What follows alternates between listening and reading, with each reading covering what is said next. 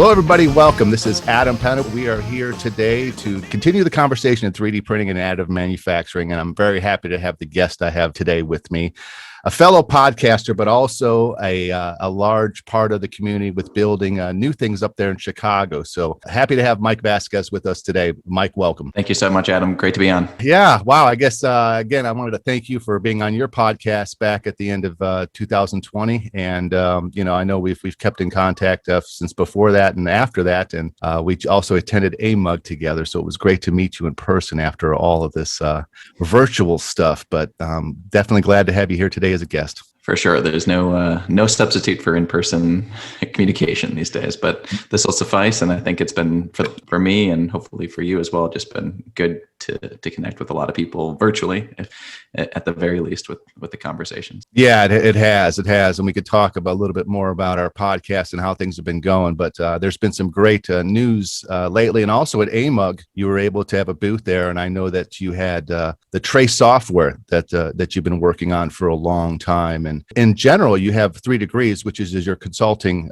company there, and you're based in Chicago. And so you've been working on a lot of things in this community. And I know it's a lot to do with developing software, developing processes for what's been going on, and kind of holding on to all the data that goes along with that whole process, because there's a lot of it. There's a lot that gets lost in it. So talk a little about 3Degrees and what you actually offer. Sure. So 3Degrees was a company I started about 9 years ago now, which seems like a long time. But so I'm a materials engineer by background, and that's how I got started in the 3D printing world. So first, when I was at MIT doing some research projects with New Balance and looking at, hey, is this technology scalable for footwear? And then kind of got to realize that there's a lot of interesting challenges back then, and certainly they persist today around both materials development as well as kind of just people problems, and like, how do you make a manufacturing technology like 3D printing work for different organizations. And so I actually ended up doing a PhD in the UK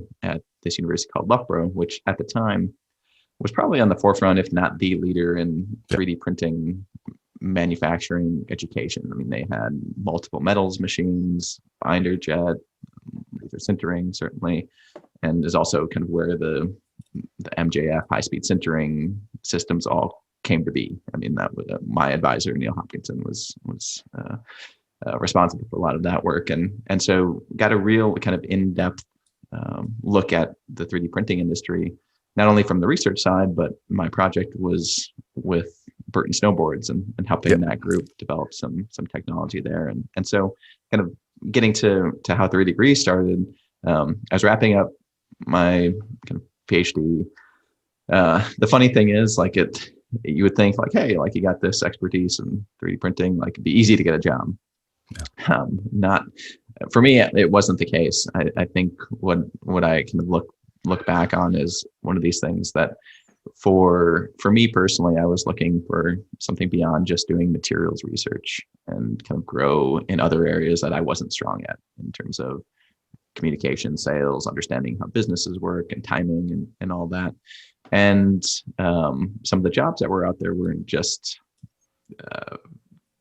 more kind of extensions of lab research. And so that's not what I wanted to do.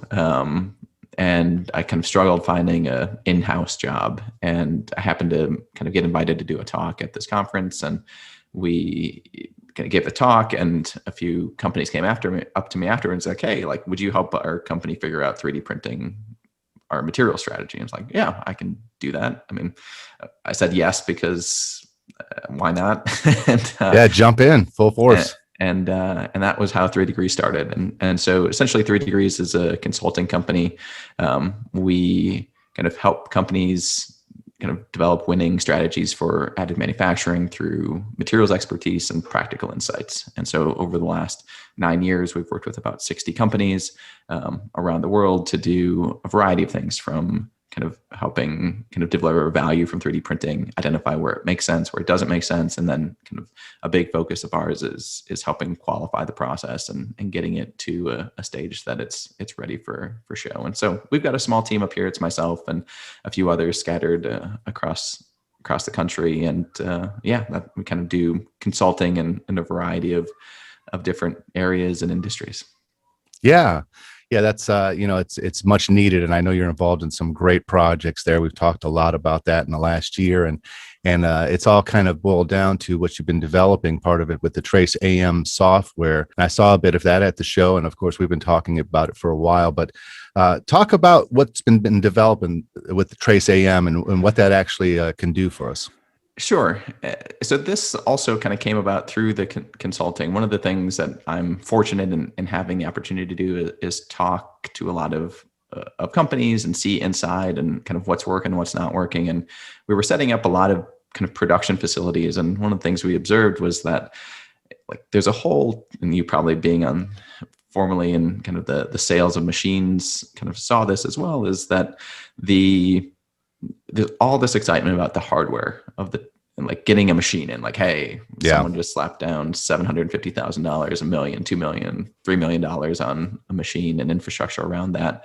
And that's awesome. You can bring your VIPs in for a half hour. You can show them the machine working. That's great. Like, but then kind of once lights go off and it's just the engineers, operators there, the data organization usually isn't that strong, especially in terms of just communicating how should we have our operating procedures set out? How do we manage our materials information? Where do we put our test data? And so that was a real problem for the companies we were talking to. And I wanted to see if that was a bigger problem. And so I interviewed about 80 companies around the world and kind of got some insights there and realized that the number one software in the 3D printing industry was Excel. And still is. And it will be for a while because it's easy, it's cheap. And it doesn't do everything you want, but someone can point to like, hey, where is your 3D printing data? It's here. So you can answer that question.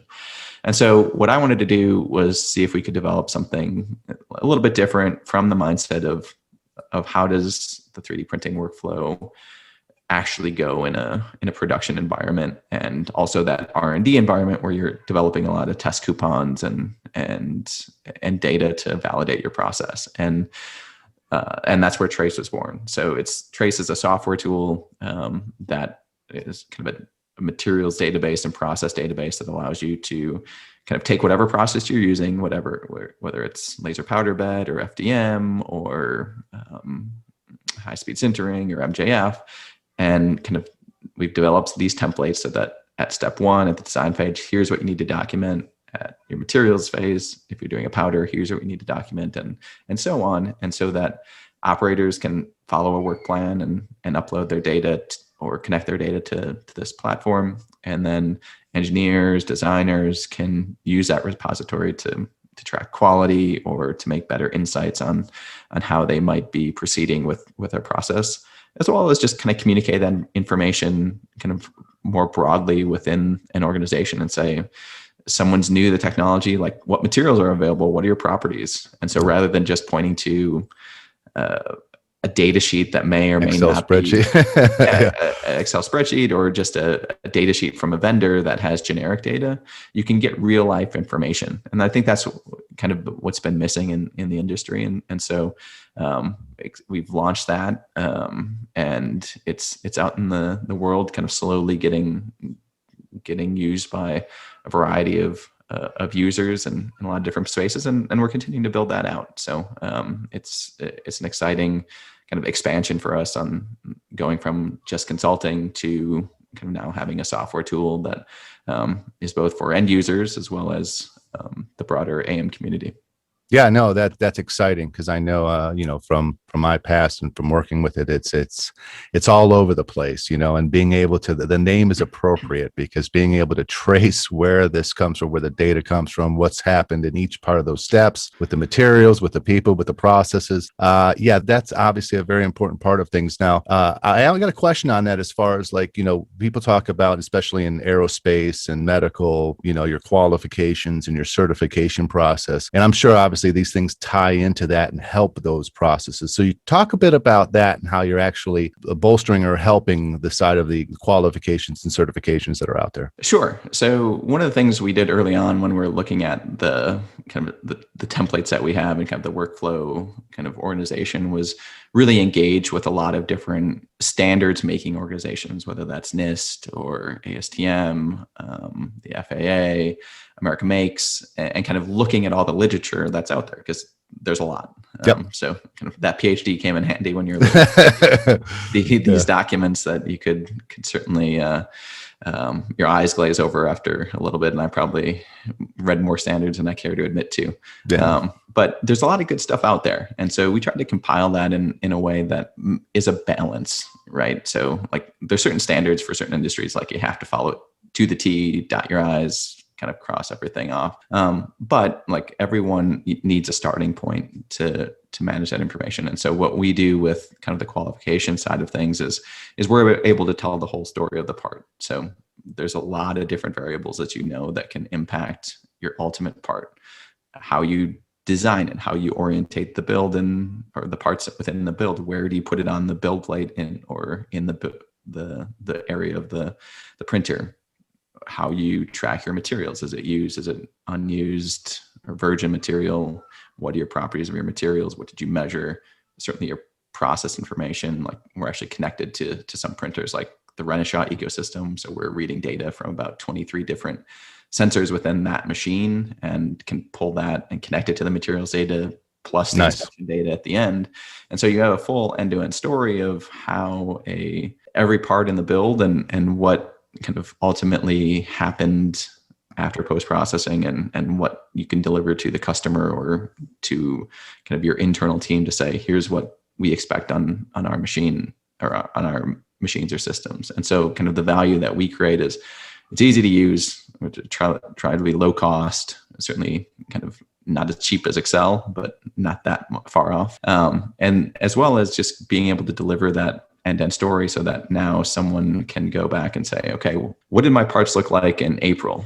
Like I'm starting to see some changes in mechanical properties. All of a sudden, like we're a little low, like the machine's not running as well. You kind of go back and say, okay, like that's when we change powder lots because it's tracked in there. And you can say, okay, do we need to interrogate that a little bit more? Does that kind of go all the way to a recall, like for a specific customer? In that case, that's really expensive and you don't know, you have to spend a lot of time to identify what the problem is. Or does Trace allow you then to just say, okay, we can identify which batch of material, which parts were off. We can test some of those remaining coupons and say, okay, we just need to kind of identify those with the customer and remedy those specific items. So in hopes that we kind of trace that information down 3, 4, kind of 5 levels so that people have that insight and security with what they're doing in terms of processing. No, it makes sense. I mean, obviously, a lot of people have referred to the smoke and mirrors or the black magic behind what happens with additive and 3D printing. And, you need a lot of specialized talent. And it seems like you got to recreate the wheel every time you're going into it. That's been the history, of how we've dealt with special different applications. It's almost like you're starting from scratch every time. And that really holds up where we need to go moving forward. It's important to have that traceability, TraceAM again, wonderful name for the software. And you did bring up America Makes in there also. And I know that you were recently given a grant from America Makes to work with that whole organization and kind of use what they have and be able to showcase the software inside of what their programs offer. So talk a little bit about that relationship. Yeah, so that's a really exciting project that we're working on right now. And so and kind of an extension and evolution of what Trace is doing now, especially kind of coming up with Rapid. We'll have some more announcements along these lines. But and so for those in the audience who don't know, America Makes is a kind of a consortium of additive manufacturing kind of players, users, companies, educational institutes, all focused around 3D printing. It's based in Youngstown, Ohio, primarily funded by the DoD and Air Force Research Lab and others. Yep. And they have been around for, I think, 5, 6, maybe even longer years, close to 10 now. Yeah. And their aim is to kind of help American manufacturers adopt, use, leverage 3D printing where it makes sense. And they've seeded a number of projects on the research side to test materials or test new processes or develop educational curriculum. And of those 60 projects, most of them have kind of data associated with them, and they do a final report. There's some testing on these materials and parts. And what they've done previously is they'd had this kind of platform for members called the Digital Storefront, where you can kind of log in. It's like a Microsoft Teams, if anyone's seen that, or kind of like a SharePoint kind of database. But it's a bit tricky to use, especially like there's 60 projects in there now, and like trying to find kind of which projects did which test builds on X material is very difficult. So if I wanted to say, kind of show me the projects that used Nylon 11 with a EOS machine or 3D Systems machine, you'd have to do some brute force looking for that, because the other challenge is that all the data in final projects was uploaded in PDFs or PowerPoints or Microsoft Word documents or Excel. And so what we're doing and what we're kind of funded to do is use Trace to make a materials database to take in all of those project data sets and organize them in a way that it's very easy to search, and you can quickly pull up, hey, show me the last or all the aluminum builds that were done through American Makes projects, and then which of those were qualified to a point where you had tensile data or A basis or B basis data sets that you can say, okay, now I, as a member, like I already have this data set, it's qualified in this materials. If I know from an operator perspective, I don't have to go and repeat all of that information or all that testing. And so, so we're doing that in collaboration with several other members in the American Makes community, getting feedback from members and the working groups to try and make a database that is kind of valuable, so that kind of both historically looking, that you have all this data to organize, but any future projects, hopefully the aim is to kind of, as members do future projects, they can upload it into Trace, and you can have that repository where it's quickly searchable. And as 3D printing continues to grow and American Makes hopefully continues to grow, that data becomes more valuable to companies adopting it, and adds more value to the broader membership. No, it does. And that's, again, the bottom line is, getting rid of that, those smoke and mirrors, the black box, kind of like you don't know what's actually going on, being able to trace all those different processes, and then be able to refer to them, report against it, all that good stuff that's needed to actually push it forward. And just having some of the same language or the same form that you fill out, right? that's at the simplest, that's what we're doing. Like we have a Google Forms type of setup where, like, hey, it's prescribed of what you input, but that makes it powerful in the sense that it's simple to communicate, and both to receive that information and to upload it as well. Yeah, I like the software's graphical user interface, even in its early form right now. It reminds me a lot of, the simple CRM packages out there, customer relationship management, where you can see the steps at the top that you're supposed to take, and what's next. You could refer to where you've been. You can go and find out what you need to fill out because it hasn't been done. You could see all that at the very top. I saw that as a very good visual of kind of where you need to go and where you've been. So, kudos on that, because it's making it more transparent. And I think that's the whole point of this project, it sounds like, is to make all that information more transparent, where you could really refer to it very easily and grab a hold of it and not be so confused by all the Excel spreadsheets. Absolutely. So, right. Yeah, man, that's really cool. So congratulations on that, and looking forward to seeing a lot more of the TraceAM software out there. So we've both been podcasting now, and I know you had podcasts before this 3Degrees podcast, but it's been through the pandemic that we've been doing this for over a year now. And so how's that been for you? It's been a wild time, a lot of great conversations, but a lot of emotions people have been through the last year. So just wanted to bring that up as, I really enjoyed watching and listening to your podcast. It's kind of, again, taken away a lot of the smoke and mirrors out there, and brought a lot of great information to light. So what were some of your highlights of the last year, and what are some of the things that you've gained from podcasting over this year?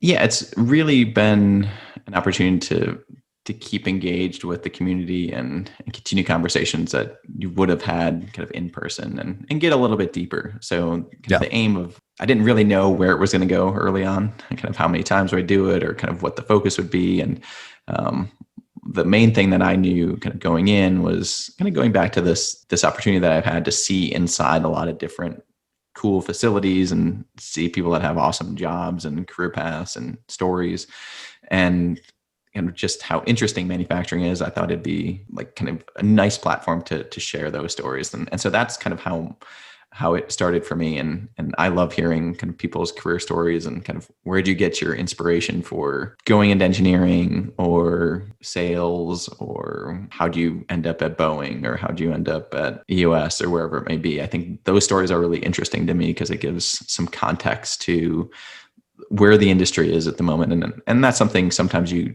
don't always get from just having kind of a Google alert for 3D printing in your inbox every day, right? Like you see like the highlights and you see kind of the work that is good to showcase, but like I like to get down and dig a little bit deeper in terms of like, how do you get there? Or like, how did this partnership or collaboration happen? Or how did you guys get your first printer in-house? I mean, those are some of the highlights. If like specifically, like I've really enjoyed talking to some of the small and medium-sized manufacturers and service bureaus out there that like had to scratch and claw and are continuing to kind of go and kind of pay, like shovel the road to, or make a road to get their first printer in, find customers, and kind of get the funding and backing to grow it within an organization. So we've had a lot of kind of companies like that on the show to hear their stories, and they're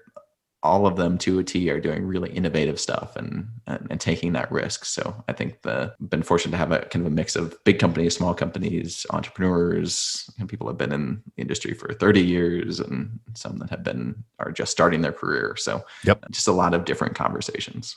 Yeah, smattering of all the different aspects of people and companies and projects and parts of the world, and then the whole 9 yards. It's been a blessing to actually have the ability to talk to those people, and also during the pandemic, it was we're all on lockdown for a long time, and it just made sense that there's so many amazing stories out there and amazing people with backgrounds that you think that from outside you're like, oh, they're just they were always doing that, or that's that was just easy for them. And when you get to sit down and hear the stories, it makes it real. There's people going through things, and how they got there is sometimes surprising. There's so many different stories, and we're talking about this at AMUG. You or I could sit down with the same person, even back to back, and we're both going to get a different story that's really incredible. So I just love the aspect of being able to hear that and facilitate a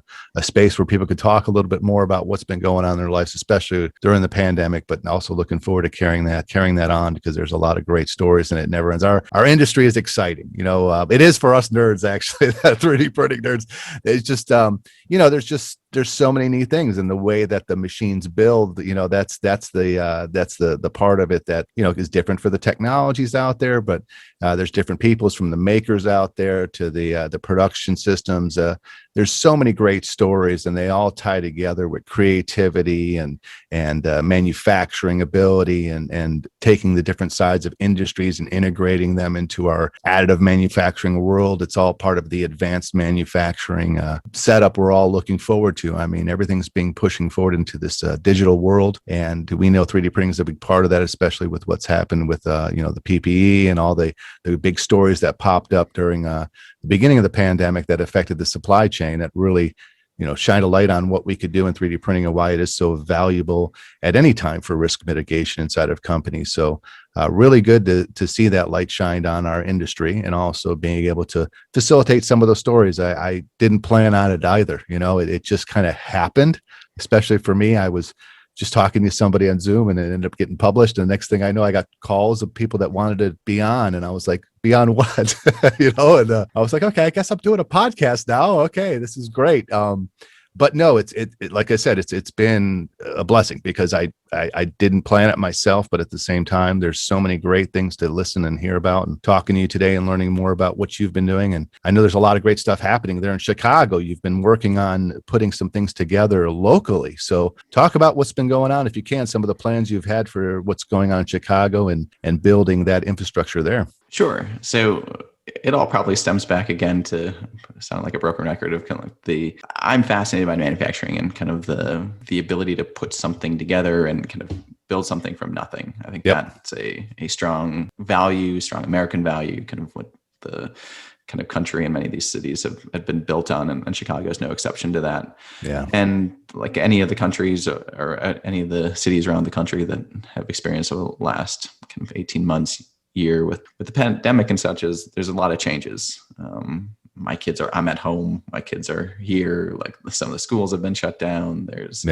jobs have changed, and I think some of that has benefited manufacturing in some sense, that there's a lot of demand for toilet paper and all these different things that you need to make. But toilet paper craze was wild. But kind of what I wanted to do, kind of just reflecting over kind of the 8 or 9 years of doing kind of my work, I've had the opportunity to go into a lot of these white nondescript windowless buildings on the side of the highway that are doing a lot of cool manufacturing, and with 3D printing, even without 3D printing. And I think it's such a growth opportunity for careers that I'd like to certainly help kind of that next generation of people at least evaluate and think about 3D printing or just general manufacturing, kind of building things in a bit more context. So then that fits into the podcast. But then with Chicago, I've been kind of looking at how can I help in certainly some of the neighborhoods in kind of the inner city that face even more challenges in terms of opportunity and jobs and things. And so this summer we'll be kind of doing a pilot summer institute focused on partnering with a community organization called Westside Forward that kind of serves the west side of Chicago, south and west side, to kind of help bring job skills and training to kind of the local community there. And usually the target kind of demographic is kind of 21 plus. So people that kind of beyond high school may or may not have finished high school, may not have gone to college. So kind of just in kind of job transition spots in their life. And we're going to do a 10-person cohort. We're going to bring some of the content from America Makes into a month-long program where they get kind of exposed to kind of the basics of 3D printing and some of the career opportunities that way.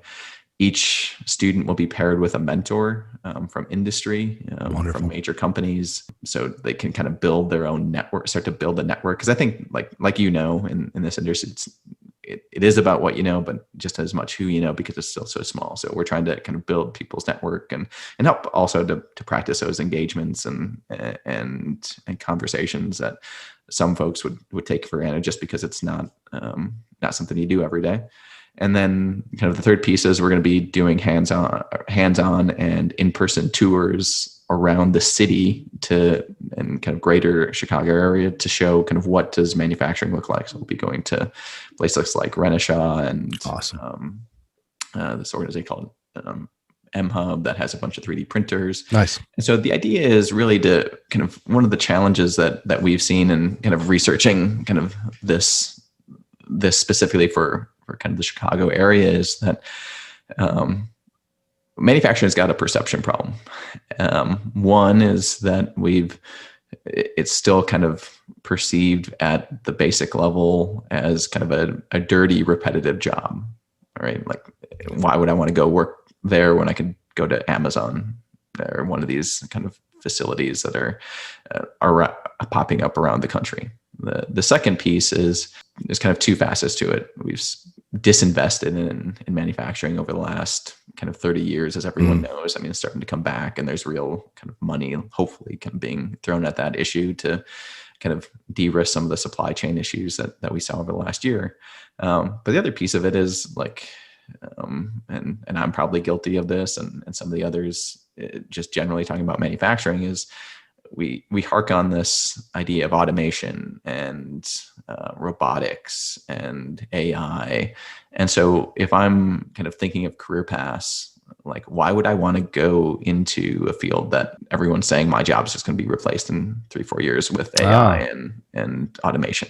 And so like that doesn't incentivize me. And so the aim of this course, which is it's kind of intro to 3D printing careers or additive manufacturing careers, is to kind of show what types of jobs are in and around the manufacturing space, 3D printing space. So kind of not only operators, but some of the folks that repair machines for systems, as well as inspection and kind of metrology type of work that has applications beyond just 3D printing. So it's going to be a pilot. Hopefully there's some momentum around Chicago to bring this together and engage with the community, and we'll be seeing how it goes.